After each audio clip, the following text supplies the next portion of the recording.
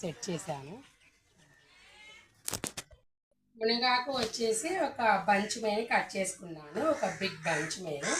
కరివేపాకు వచ్చేసి ఈ మాత్రం హార్వెస్ట్ చేసుకున్నాను. దొండకాయలు ఇప్పుడు స్టార్ట్ అవుతున్నాయండి. ఇదిగోండి ఒక 4 వచ్చాయి. ఇదిగోండి ఎంత తాజాగా ఉన్నాయో చూడండి. ఈ 4 దొండకాయలతో పులుసు పెట్టేస్తాను. కొన్ని ఉన్నాయి కదా, ఒక 1/2 కిలో అన్న వస్తే కాస్త ఫ్రై చేసుకోవచ్చు. 4 ఉన్నాయి కాబట్టి వీటితో పులుసు పెట్టేస్తాను. మునగాకుతోటి ఎగ్ ఫ్రై చేస్తాను. కరివేపాకు మాత్రం ఈ వీక్ సరిపడా హార్వెస్ట్ చేశాను. మునగాకు వచ్చేసి నేను ఈ మాత్రం హార్వెస్ట్ చేశానండి. చూడండి ఎంత లేతగా ఉందో.